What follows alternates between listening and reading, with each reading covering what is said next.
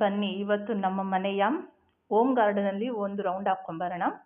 ನೋಡಿ ಇಲ್ಲಿ ಸಿಂಪಲ್ ಆಗಿ ನಾನು ಇವತ್ತು ಬೇಕಾಗಿರುವಂಥದ್ದು ತೋರಿಸ್ತಿದ್ದೀನಿ. ಸಬ್ಬಸಿಗೆ ಸೊಪ್ಪು ನೋಡಿ ಆರ್ಗ್ಯಾನಿಕ್ ಆಗಿ ಬೆಳೆದಿರೋದು, ಯಾವುದೇ ಕೆಮಿಕಲ್ಲು ಏನು ಹಾಕ್ದಿರ ಆರಾಮಾಗಿ ಆರ್ಗ್ಯಾನಿಕ್ ಆಗಿ ಬೆಳೆದಿರೋದು.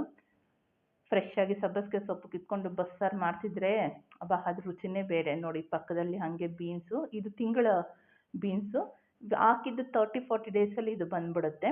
ಈಗೆಲ್ಲ ಬರೋದು ಬಳ್ಳಿ ಬೀನ್ಸು, ಅದೊಂದು 2-3 ಮಂತ್ಸ್ವರೆಗೂ ಇರುತ್ತೆ. ನೋಡಿ ಇದು ಟೇಸ್ಟ್ ತುಂಬ ಚೆನ್ನಾಗಿರುತ್ತೆ.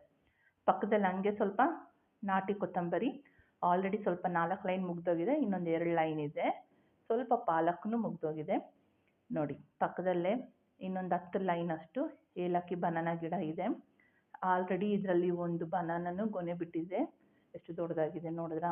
ಎಲ್ಲ ಆರ್ಗ್ಯಾನಿಕ್ ಆಗಿ ಯಾವುದೇ ಕೆಮಿಕಲ್ಲು ಗೊಬ್ಬರ ಎಲ್ಲ ಹಾಕ್ದಿರ ಹೋಮ್ ಫರ್ಟಿಲೈಸರ್ ಹಾಕ್ಕೊಂಡು ಬೆಳೆಸಿರೋದು. ಪೂಜೆಗೆ ಬೇಕಾಗಿರುವಂಥ ಹೂವು, ಕೆಂಪು ಬಸಳೆ ಸೊಪ್ಪು, ಹಸಿರು ಬಸಳೆ ಸೊಪ್ಪು, ಇದಂತೂ ನಮ್ಮ ಹೊಟ್ಟೆ ಪ್ರಾಬ್ಲಮ್ಗೆ ತುಂಬ ಒಳ್ಳೆಯದು. ಇದೆಲ್ಲದರೂ ಸಿಕ್ಕಿದ್ರೆ ಮಿಸ್ ಮಾಡಬೇಡಿ. ಹಂಗೆ ನೋಡಿ ಸ್ವಲ್ಪ ಚಕೋತೆ ಸೊಪ್ಪು, ಇಲ್ಲಿ ಇನ್ನೊಂದು ಸ್ವಲ್ಪ ಹಂಗೆ ಮುಂದಕ್ಕೆ ಹೋದರೆ ಒಂದು 3 ಪಾಟಲ್ಲಿ ಪುದೀನ ಬೆಳೆಸ್ಕೊಂಡಿದ್ದೀವಿ. ಸೀಮೆ ಬದನೆಕಾಯಿ ಗಿಡ ಒಂದು ಬಳ್ಳಿ ಹಬ್ಕೊಂಡಿದೆ. ಇದು ಸ್ಟಾರ್ ಫ್ರೂಟು. ನೋಡಿ ಎಷ್ಟು ದೊಡ್ಡದಾಗಿದೆ ಬನಾನಾ ಪ್ಲ್ಯಾಂಟು. ಮನೆ ಹತ್ರ ಬೆಳೆಸಿದ್ರೇ ಇಷ್ಟು ಚೆನ್ನಾಗಿ ಬರುತ್ತೆ, ತೋಟದಲ್ಲಿ ಎಷ್ಟು ಜನ ಬರ್ಬೋದು. ಪೊಮಗ್ರಾನೇಟ್ ಗಿಡ ಆಗಲೇ ಹೂವು ಬಿಡ್ತಾ ಇದೆ, ಚಿಕ್ಕ ಚಿಕ್ಕ ಕಾಯಿ ಕಟ್ಟಕ್ಕೆ ಸ್ಟಾರ್ಟ್ ಆಗುತ್ತೆ. ಒಂದು 3 ಪಾಟಲ್ಲಿ ನೋಡಿ ಪುದೀನ ಅನ್ನಲ್ಲ ಎಷ್ಟು ಚೆನ್ನಾಗಿದೆ ಫ್ರೆಶ್ ಆಗಿ. ಬೇಕು ಅಂದಾಗ ಓಡಿ ಬಂದೋದು, ಕಿತ್ಕೊಳ್ಳೋದು, ಹೋಗಿ ಅಡುಗೆಗೆ ಹಾಕೋದು. ಇನ್ನು ಸ್ವಲ್ಪ ಮುಂದಕ್ಕೆ ಹೋದರೆ ನೋಡಿ ಈ ಗಿಡ ನಿಮ್ಗೆ ಗೊತ್ತಾ, ಕಾಶಿ ಸೊಪ್ಪು. ಇದಂತೂ ನೋಡಿದ್ರೆ ಎಲ್ಲೂ ಬಿಸಾಕಬೇಡಿ, ಸ್ವಲ್ಪ ಆದರೂ ಕಿತ್ಕೊಂಡು ಯೂಸ್ ಮಾಡಿ. ಹಾಲು ಕುಡಿಸೋ ತಾಯಂದ್ರಿಗೆ ತುಂಬ ಒಳ್ಳೆಯದು.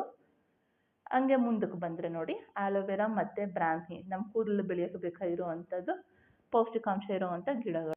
ಇವತ್ತು ನಾನಿಲ್ಲಿ ಮನೆಗೆ ಸಬ್ಬಸಿಗೆ, ದಂಟಿನ ಸೊಪ್ಪು ಮತ್ತು ಸ್ವಲ್ಪ ಬೀನ್ಸು, ಕೊತ್ತಂಬರಿ ಕಿತ್ಕೊಂಡಿದ್ದೀನಿ.